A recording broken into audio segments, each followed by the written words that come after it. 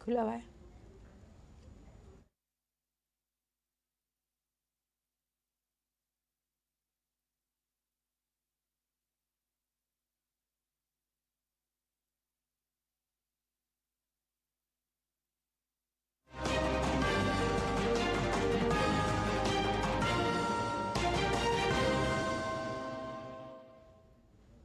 आदाब नाजरीन, खबरनामे में आपका इस्तकबाल है। मैं हूं आपके साथ रेशमा। आइए नजर डालते हैं इस वक्त की हेडलाइंस पर। अपोजिशन ने तासुब का इल्जाम लगाते हुए राज्यसभा के चेयरमैन के खिलाफ पेश की तहरीक आदम एतमाद। हुक्मरान पार्टी ने कहा अपोजिशन का ऐवान के अमल में खलल डालने का है इरादा।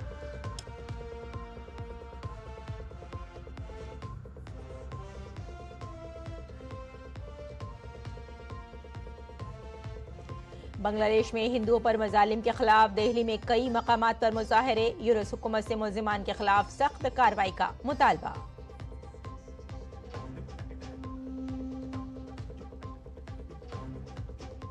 अरविंद केजरीवाल पर बीजेपी का चौतरफा वार। सीएम की रिहाइशगाह रही आलीशान इमारत की वीडियो जारी करके बताई ऐशो इशरत की सच्चाई। कहा केजरीवाल है करप्शन की अलामत।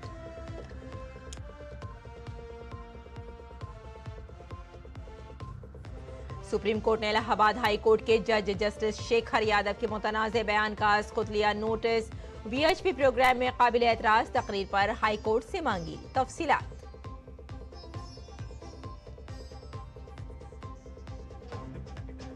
और रिजर्व बैंक गवर्नर के ओहदे पर शक्तिकांत दास का आज रहा आखिरी दिन। ताउन के लिए सबका अदा किया शुक्रिया।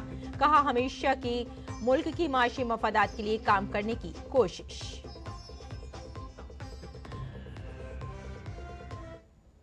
और आइए अब तफसील से खबरों को नजर डालते हैं। अपोजिशन की जानिब से राज्यसभा के चेयरमैन के खिलाफ तहरीक अदम एतमाद पेश की गई है। इल्जाम है कि चेयरमैन ने ऐवान बाला की कार्रवाई जानिबदाराना अंदाज में चलाई। ये तजवीज़ अब राज्यसभा के सेक्रेटरी जनरल को पेश कर दी गई है। इस पर इंडिया इत्तेहाद के 60 अरकान पार्लियामेंट ने दस्तखत किए हैं। अपोजिशन की इस तजवीज़ पर हुक्मरान जमात कह रही है कि ये ऐवान की कार्रवाई में खलल डालने की नीयत से किया गया है। बीजेपी रुकन पार्लियामेंट दिनेश शर्मा का कहना है कि चेयरमैन की जानिब से कोई बेजाब्तगी नहीं हुई है। अविश्वास प्रस्ताव उपराष्ट्रपति या सभापति के खिलाफ नहीं हो सकता। इसमें महाभियोग 267B के अंतर्गत संभवतः लाया जा सकता है और तब लाया जा सकता है जब सभापति धारित व्यक्ति के द्वारा अनुशासनहीनता की गई हो। यहाँ सभापति से विनम्र कोई है ही नहीं, सबको हाथ जोड़कर बात किया। जब उन्होंने किसी प्रकार का पक्षपात किया हो, यहाँ तो उन्होंने कांग्रेस के सारे नेताओं को पहले बुलाया, विपक्ष के नेताओं को पहले बुलाया, बाद में उन्होंने सत्ता पक्ष के लोगों के कुछ लोगों को बोलने का अधिकार दिया। तो इसमें भी नहीं है, ना अनुशासनहीनता है, न पक्षपात है, ना ही कोई ऐसा कृत्य है जो संविधान की परिधि के बाहर हो। आज एक बार फिर पार्लियामेंट में मुख्तलिफ मसाइल पर पार्टी और अपोजिशन के दरमियान लड़ाई देखने को मिली। नतीजा ये हुआ कि 12 बजे के बाद दोनों ऐवानों की कार्रवाई पूरे दिन के लिए मुलतवी करनी पड़ी। लोकसभा स्पीकर ओम बिरला ने वाज़ेह तौर पर कहा कि अगर ऐवान चलेगा तो वक़ार और इज्जत के साथ चलेगा। दरअसल जब सुबह 11 बजे कार्रवाई शुरू हुई तो स्पीकर ने तमाम पार्टियों से ऐवान को चलने देने की अपील की, लेकिन इसका कोई असर नहीं हुआ। स्पीकर ने वाज़ेह तौर पर कहा कि अपोजिशन के सीनियर रहनुमाओं का तर्ज अमल और रवैया पार्लिमानी उसूलों के मुताबिक नहीं है। राज्यसभा में भी आज हुक्मरान पार्टी ने जॉर्ज सोरोस और कांग्रेस क़यादत के दरमियान मुबैना गठजोड़ पर बहस का मुतालबा किया, जिस पर अपोजिशन बौखला गई। ऐवान बाला में भी मुसलसल हंगामा आराई हुई, जिसके बायस चेयरमैन ने कार्रवाई कल तक के लिए मुलतवी कर दी। संसद की गरिमा, परंपरा, मर्यादा, प्रतिष्ठा को बनाए रखें। मर्यादित गरिमा आचरण रखेंगे तो जनता में एक ठीक संदेश जाएगा, सकारात्मक संदेश जाएगा। इस लोकतंत्र के मंदिर के प्रति लोगों की बहुत आस्था, विश्वास है। 75 वर्ष में हमने इसी चर्चा, संवाद, असहमति, तीखी आलोचना, ये सब इस सदन में हुए हैं, जो यहाँ की परंपराएं भी रही है। आप सकारात्मक सहयोग करें। जो कुछ भी विषय मुद्दे हैं आप आकर चर्चा करें। सत्ता पक्ष से प्रतिपक्ष के लोग आपस में बैठकर चर्चा करें, सदन को चलाने का प्रयास करें। प्रश्नकाल एक महत्वपूर्ण समय होता है। पूर्व में भी कई बार चर्चा हुई कि प्रश्नकाल में हम सदन को चलने देंगे। मुझे आशा है कि आप इस परंपराओं को, परिपाटियों को और इस सदन की पीठ को आप सकारात्मक सहयोग करेंगे। आज भी जॉर्ज सोरोस और कांग्रेस क़यादत के दरमियान मुबैना ताल्लुक़ का मामला पार्लियामेंट में राज्यसभा में कायद ऐवान जेपी नड्डा ने उठाया और कांग्रेस और जॉर्ज सोरोस के दरमियान ताल्लुकात को मुल्क की अंदरूनी सलामती के लिए खतरा करार दिया। इस दौरान पार्लिमानी उमूर के वजीर किरण रिजिजू ने कांग्रेस को निशाना बनाते हुए कहा कि जॉर्ज सोरोस और कांग्रेस के ताल्लुकात को सब जानते हैं। जॉर्ज सोरोस ने भारत को खुलेआम तंबी की है। उन्होंने भारत की मईशत को तबाह करने के लिए $1 अरब भी मुख्तस किए हैं। ये मौजू बहुत संजीदा है। ये सिर्फ भारतीय जनता पार्टी का मसला नहीं है, बल्कि पूरे मुल्क का मसला है। संस्थाओं से जुड़ा होना कांग्रेस पार्टी का, ऐसी संस्थाओं के साथ संलिप्त होना कांग्रेस पार्टी का, ऐसी संस्था को कोर्ट चेयर करना कांग्रेस की नेतृत्व के द्वारा, यह बताता है कि यह देश में की आंतरिक सुरक्षा और देश की बाह्य सुरक्षा के लिए बहुत बड़ा खतरा है। और इसकी फंडिंग, इसको आर्थिक रूप से मदद देने का काम यह जॉर्ज सोरोस कर रहा है।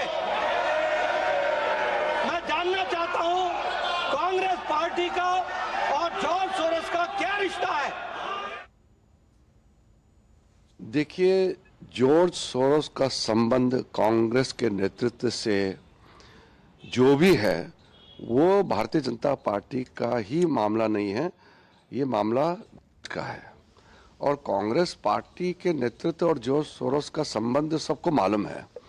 और जॉर्ज सोरोस ने खुलेआम भारत को चेतावनी दिया है भारत सरकार के खिलाफ, और भारत के अर्थव्यवस्था को नष्ट करने के लिए उन्होंने $1 बिलियन का भी आवंटन किया गया है। ये तो सबको मालूम है, उन्होंने ओपन डिक्लेयर किया है। और उस जॉर्ज सोरोस के साथ कांग्रेस के नेतृत्व का संबंध भी सबको मालूम है। ये विषय बहुत गंभीर है। ये भारतीय जनता पार्टी का ही मुद्दा नहीं है, बल्कि पूरा देश का मुद्दा है। बीजेपी रुकन पार्लियामेंट संबित पात्रा ने राहुल गांधी के तर्ज अमल पर सख्त हमला किया है। उनका कहना है कि राहुल गांधी का तर्ज अमल लोकसभा में अपोजिशन के ओहदे के मुताबिक नहीं है। मुझे तो बड़ा आश्चर्य लग रहा है नेता प्रतिपक्ष राहुल गांधी जी के बिहेवियर को देख करके। कल जिस प्रकार से वो एक मोबाइल फोन लेके मुखौटा पहनवा करके रिकॉर्डिंग कर रहे थे, it's a doubtful situation that whether he really wants to be an LOP or he wants to be something else. This is not the way an LOP behaves outside of the parliament. Parliament के अंदर और parliament के बाहर LOP leader of opposition, नेता प्रतिपक्ष का एक व्यवहार होता है। और मुझे कहने में हिचक नहीं है कि राहुल गांधी जी कतई इस व्यवहार के काबिल नहीं है। वो LOP के रूप में व्यवहार करते ही नहीं है, करना जानते नहीं। आज पार्लियामेंट के ऐवान-ए-ज़ेरी लोकसभा में मर्चेंट शिपिंग बिल 2024 पेश किया गया। तवक्को है कि मर्चेंट शिपिंग बिल 2024 से भारतीय परचम वाले जहाज़ों के इस्तेमाल को फ़रोग़ मिलेगा और कौमी सलामती और रोज़गार के ज़रिए मैरीटाइम इंडस्ट्री पर मुस्बत असर पड़ेगा। इस बिल का मकसद साहिली जहाज़रानी को कंट्रोल करने वाले रेगुलेटरी फ्रेमवर्क को जदीद और मज़ीद मौसर और शफ़ाफ बनाना है। राष्ट्रीय जनता दल के सुप्रीमो लालू प्रसाद यादव ने इंडिया इत्तेहाद की क़यादत को लेकर बड़ा बयान दिया है। मंगल की सुबह सहाफ़ियों से बात करते हुए उन्होंने कहा कि इंडिया अलायंस की क़यादत मगरबी बंगाल की वज़ीर आला ममता बनर्जी को दी जानी चाहिए। कांग्रेस के एतराज़ के सवाल पर उन्हें उन्होंने कहा कि कुछ नहीं होगा, ममता बनर्जी को क़यादत सौंपी जाए। कांग्रेस उसकी आपत्ति जता रही है लालू जी। कांग्रेस की जताने नहीं होगा, ममता को दो। तो ममता जी को दे दिया जाए। हाँ, दे दे। सुप्रीम कोर्ट ने इलाहाबाद हाई कोर्ट के जज जस्टिस शेखर यादव के मुतनाज़ बयान का अज़ खुद नोटिस लिया है। अदालत ने VHP के प्रोग्राम में उनकी काबिल एतराज तकरीर से मुतालिक अखबारात में शाये होने वाली खबरों का नोटिस लिया है। सुप्रीम कोर्ट ने हाई कोर्ट से उनकी तकरीर की तफसीलात तलब की हैं। जस्टिस शेखर यादव ने प्रोग्राम में कहा था कि मुल्क को अक्सरियत के मुताबिक चलाया जाएगा। कटमुल्ले मुल्क के लिए खतरनाक हैं। उन्होंने कहा था कि लफ्ज कटमुल्ले गलत है, लेकिन इसे कहने में कोई हिचकिचाहट नहीं है क्योंकि ये मुल्क के लिए बुरा है। ये वो लोग हैं जो अवाम को उकसाते हैं। ऐसे लोग हैं जो समझते हैं कि मुल्क को तरक्की नहीं करनी चाहिए। इनसे मोहतात रहने की जरूरत है।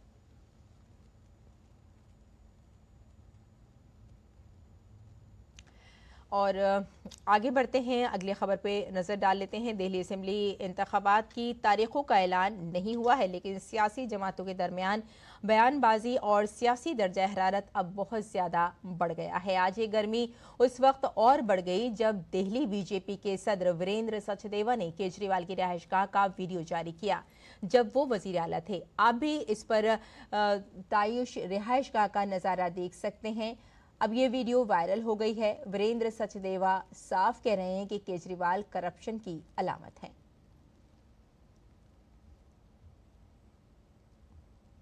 मंत्री आवास का बंगला नहीं, ये म्यूजियम है करप्शन का, जो दिल्ली की जनता के लिए खोलना चाहिए। मैं चुनौती देता हूं अरविंद केजरीवाल, आप इस महल के दरवाजे खोलिए और दिल्ली की जनता को कहे कि आके देखो कैसे मैंने आपको बेवकूफ बना के अपनी अय्याशी का सामान जुटाया है।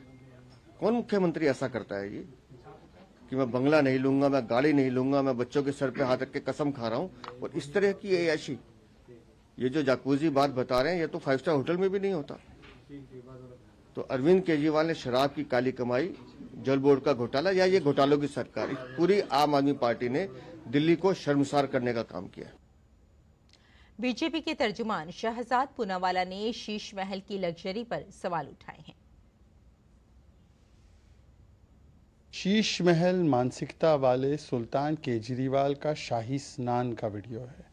एक तरफ तो दिल्ली की जनता को साफ पानी पीने के लिए नहीं मिलता, पर केजरीवाल जी का शाही स्नान, जिसका कुल खर्च लगभग 4 करोड़ रुपए था, जिसमें विदेशी इक्विपमेंट से वो लैस था, जकूजी, स्पा और सोना, मतलब इस प्रकार की अश्लील व्यवस्थाएं उन लोगों के द्वारा जो कहते थे कि हम तो 2 BHK में रहेंगे जी, हम तो VVIP सुविधाएं नहीं लेंगे जी। जो लोग स्वराज बोलकर आए वो शराब पे चले गए, जो अन्ना की उंगली पकड़ कर आए वो लालू पर चले गए, जो लोग छोटे घर में रहेंगे ये कहते थे वो बड़े शाही 150 करोड़ के एक शीश महल में चले गए, और उसमें टोटो का टॉयलेट, उसमें करोड़ों की वियतनामीज मार्बल, लाखों के पर्दे, और वो भी तब जब कोविड का कालखंड था, जब दिल्ली की जनता त्राहिमाम कर रही थी। और आम आदमी पार्टी लीडर दिलीप पांडे का कहना है कि बीजेपी अहम मसाइल से तवज्जो हटाने के लिए ऐसी बातें कह रही है। हम और आप सब जानते हैं कि वो किसी एक व्यक्ति का घर नहीं, अरविंद केजरीवाल जी का घर नहीं, दिल्ली के मुख्यमंत्री का घर है, और दिल्ली का जो भी मुख्यमंत्री होगा वो उस घर में ही रहेगा। लेकिन भाजपा चाहती है इस विषय पे बातचीत ना हो कि दिल्ली के अंदर कानून व्यवस्था कितनी कॉम्प्रोमाइज है। दिल्ली बीजेपी के सदर वीरेंद्र सचदेवा ने मनीष सिसोदिया के पटपड़गंज सीट छोड़ने के बारे में कहा कि उन्होंने अपने हलके में काम नहीं किया है, इसलिए वो हार के डर से भाग रहे हैं। पटपड़गंज में जो हालत है क्षेत्र की, आज भी नालियां भरी हुई हैं, सड़कों का निर्माण नहीं है, पार्क गंदे हैं। ये काम जो विधायक को करने चाहिए थे उन्होंने किए नहीं है। दिल्ली को लूटने का काम था। आज जब चुनाव सर पर है और विधायक को जाके जनता के सामने अपने उपलब्धियां बतानी होती हैं, उस समय मनीष सिसोदिया क्षेत्र छोड़कर भाग गए। तो जो अपना क्षेत्र छोड़कर भाग रहे हैं, आप समझ लीजिए कि उसकी स्थिति क्या है। सदर जमहूरिया द्रौपदी मुर्मू ने आज नई दिल्ली में इंसानी हुकूक के दिन की तकरीबात से खिताब किया। इस मौके पर खिताब करते हुए सदर ने कहा कि हुकूमत सबके लिए रिहाइश, पीने के साफ पानी, सफाई सुथराई, बिजली और मालियाती खदमात से सेहत और तालीम तक मुतादिद समाजी, इक़्तिसादी और सकाफती हुकूक की भी जमानत देती है। सरकार सभी के लिए आवास, स्वच्छ पेयजल, बेहतर स्वच्छता, बिजली, रसोई गैस और वित्तीय सेवाओं से लेकर स्वास्थ्य सेवा और शिक्षा तक तो कोई सामाजिक, आर्थिक और सांस्कृतिक अधिकारों की गारंटी भी देती है। यह उल्लेखनीय है कि बुनियादी आवश्यकताओं के प्रावधान को अधिकारियों के रूप में देखा जाता है। इस नई सोच का एक बेहतरीन उदाहरण है स्वच्छ भारत मिशन, जो स्वच्छता को एक बुनियादी अधिकार के रूप में मैं देखता हूँ। इस वर्ष 19 नवंबर को विश्व शौचालय दिवस पर भारत ने एक अभियान शुरू किया, हमारा शौचालय हमारा सम्मान। और रिजर्व बैंक के गवर्नर शक्तिकांत दास की मियाद का आज आखिरी दिन है। इस मौके पर उन्होंने प्रेस कॉन्फ्रेंस की। उन्होंने कहा कि महंगाई की शरह को मुस्तहकम रखना एक अहम चैलेंज है और उम्मीद जाहिर की कि नए गवर्नर की क़यादत में आरबीआई की टीम इसे अच्छी तरह संभाल सकेगी।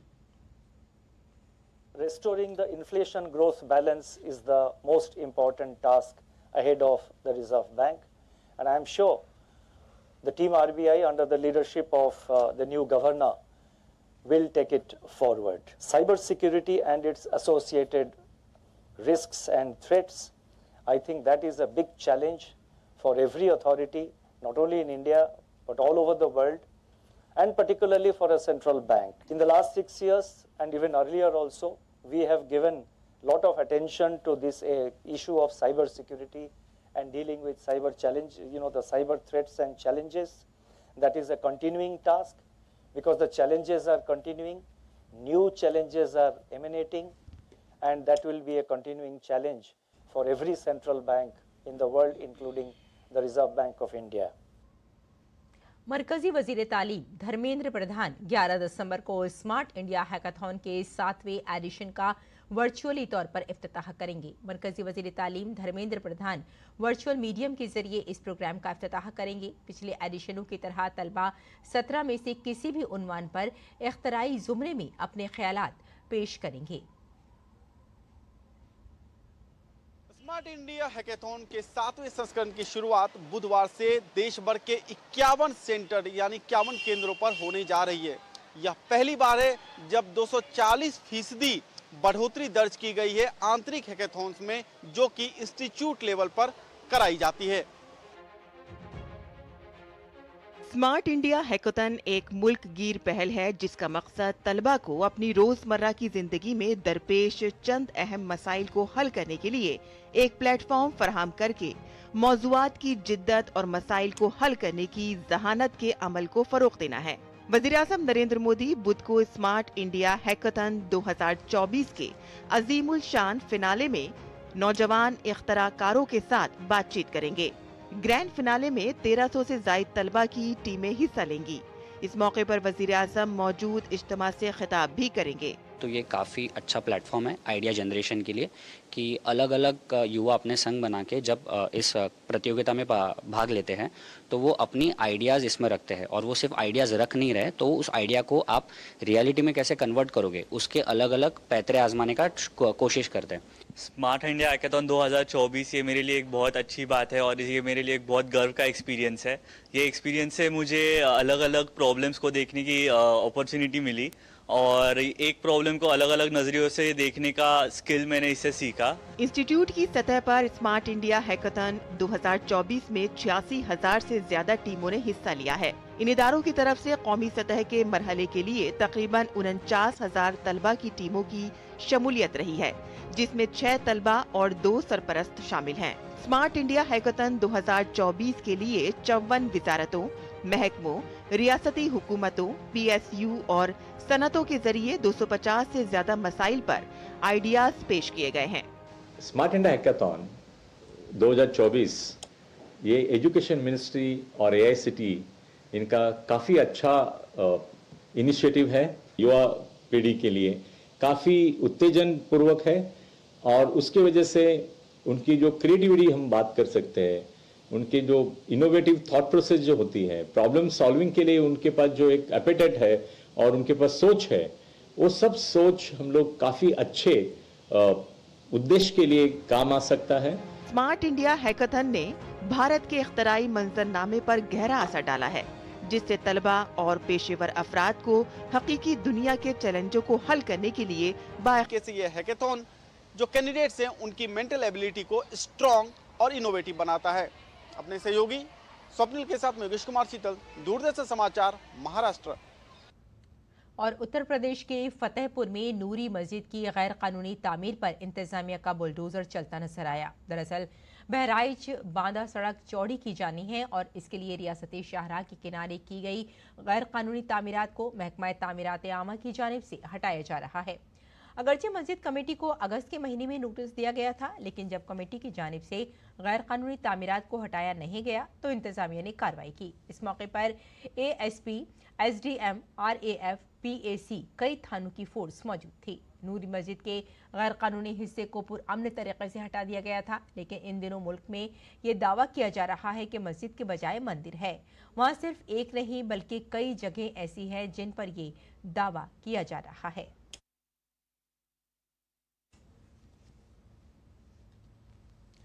और पीर की रात तकरीबन 10 बजे मुंबई के कुर्ला में SG बारवे रोड पर एक बड़ा सड़क हादसा पेश आया, जब एक बेस्ट बस मुतादिद गाड़ियों से टकरा गई। बस ने सड़क पर मौजूद कई गाड़ियों को टक्कर मारकर लोगों को कुचल दिया। इस हादसे में 7 अफराद हलाक जबकि 49 जख्मी हो गए। मालूमात के मुताबिक बस ने 100 मीटर के फासले पर 30 से 40 गाड़ियों को टक्कर मार दी और साथ में आपको बता दें कि सुलेमान बिल्डिंग की कंपाउंड वॉल को तोड़ दिया। जख्मियों को कुर्ला भाभा अस्पताल भेजा गया है। महाराष्ट्र के वजीर आला ने हादसे में जान बहक होने वालों के लवाहिकीन के लिए 5 लाख रुपए मुआवजे का ऐलान किया है।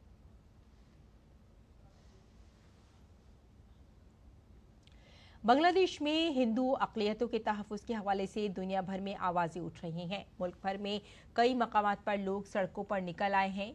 आज दिल्ली में बांग्लादेशी सिफारतखाने के बाहर भी एक बड़ा एहतिजाजी मुजाहिरा किया गया, जिसमें 200 से ज़ायद समाजी और सकाफती तंजीमों ने शिरकत की।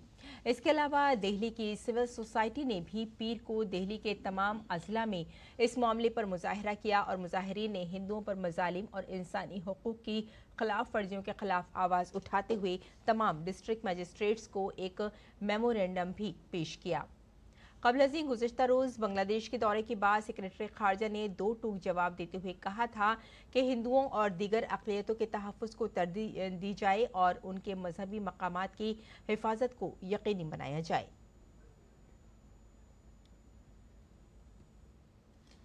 जम्मू कश्मीर समेत मगरबी हिमालयाई रियासतों में चोटियों पर शदीद बर्फबारी ने पहाड़ों के साथ साथ मैदानी इलाकों में सर्दी में इजाफा कर दिया है। जम्मू कश्मीर, हिमाचल और उत्तराखंड में पीर को 6.7 सेंटीमीटर बर्फबारी हुई। गुलमर्ग और सोनमर्ग के साथ साथ दूधपथरी में भी सफ़ेद चादर फैली हुई है। राजधानी में बांदीपुरा, गुरेज रोड और अदना टॉप पर कुपवाड़ा, टंगधर रोड पूरी तरह से ब्लॉक हैं। लेह सबसे सर्द रहा, जहां का कम से कम दर्जा हरारत 12.8 डिग्री रिकॉर्ड किया गया। कुफरी और लाहौल में पीर की दोपहर एक बार फिर बर्फबारी हुई। फिसलन की वजह से अटल टनल रोहतांग को सयाहों के लिए बंद कर दिया गया है। पीर की सपहर बालाई शिमला के लिए ट्रैफिक बहाल कर दिया गया है, लेकिन लाहौल का मनाली से राब्ता अभी तक मुनक़ता है।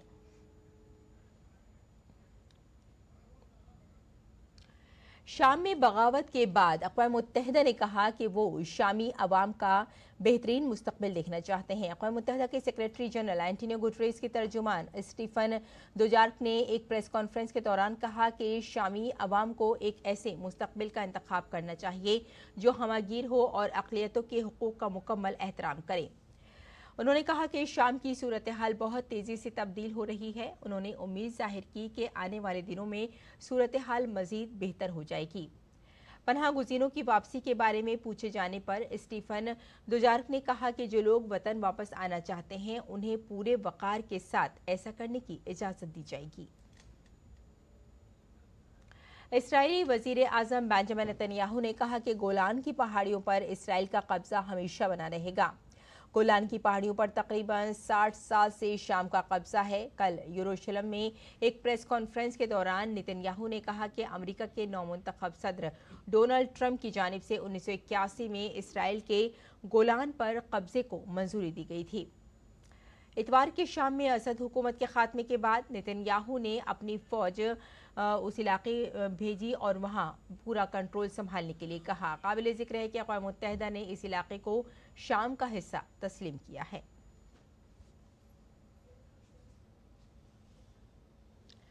तो नाज़रीन, खबरनामे में फिलहाल इतना ही। इजाज़त दें। आदाब।